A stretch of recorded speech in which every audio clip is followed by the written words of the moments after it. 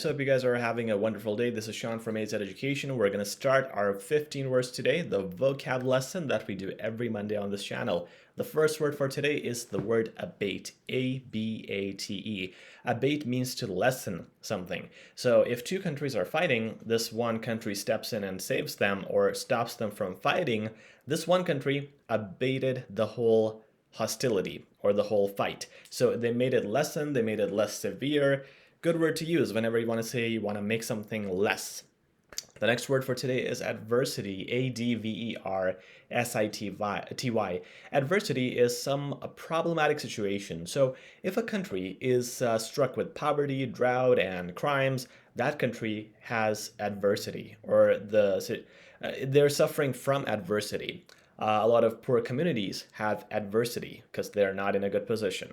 Number 3 is brazen. I heard this word in the movie John Wick, and it stuck with me. The villain there was saying that someone is brazen, I remember. And I Googled it then, I thought to include it today. Brazen is brave or bold. B for brave, B for bold, B for brazen. Easy way to remember. Number 4 is condescending. Condescending is a very common word, but a lot of people don't know it, unfortunately. Condescending or patronizing mean the same thing. Let me spell it for you. C-O-N-D-E-S-C-E-N-D-I-N-G. Condescending is being sarcastic, being rude to people. So if someone comes to my party, for example, and dresses in a weird way, and I myself dress usually without any fashion sense, but if I have to make fun of them, I'm going to look at them and say, did you just dress up in 1 minute? I'm trying to be sarcastic. I'm trying to show that they didn't pay attention to how they dressed, and hence I'm being condescending. Not a good way to act, but it's a word to know. It's a good word to know. Number 5 is mundane, M-U-N-D-A-N-E. Mundane is boring. So sometimes when I watch TV, honestly, if it's too much, it feels mundane. It means it's boring sometimes. Number 6 is reverence, R-E-V-E-R-E-N-C. Reverence is deep respect for someone or something.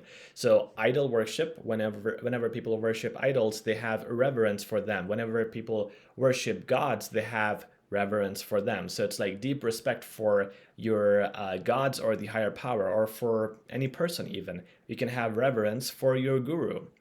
Number 7 is prosperity. When I make a lot of positivity videos on YouTube and I talk about the law of attraction and success, this is a good word that I could use. It means success. So success and prosperity have the same meaning. They're pretty good synonyms for each other. So I can wish you guys success, and I can also wish you guys prosperity. Okay, number 8 is canny, C-A-N-N-Y. Canny means being careful. So if I make a canny decision on investment, it means I'm making a careful decision, a well-informed decision. That's canny. Number 9 is disdain, D-I-S-D-A-I-N. It means to show hate or dislike for something. So if I don't like my employer, I can have disdain for my employer. And if I don't like my work, I can have disdain for my work.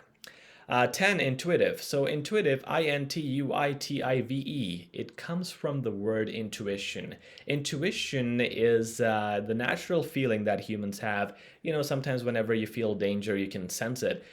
Sometimes, you know, you're walking down at night in an alley at night, and you feel that someone is walking behind you. You don't even look at that person, but you know that he's there. And when you turn around, he's there.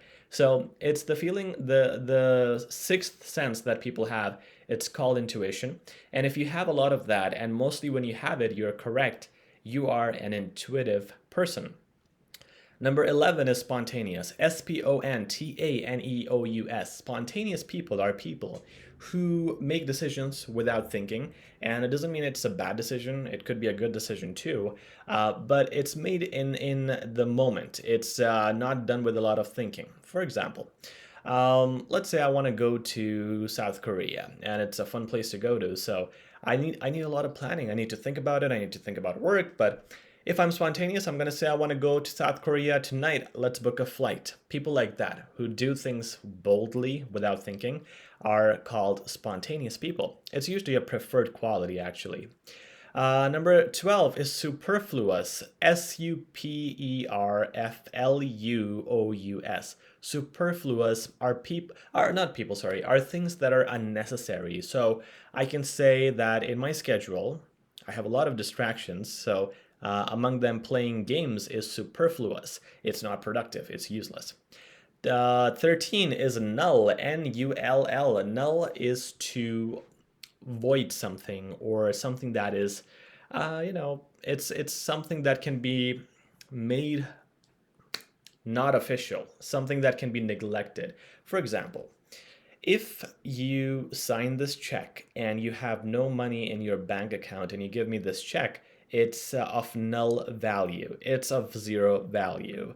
Or I can say if you disobey these rules, it will void the contract. And I can also say it will make the conditions of the contract null.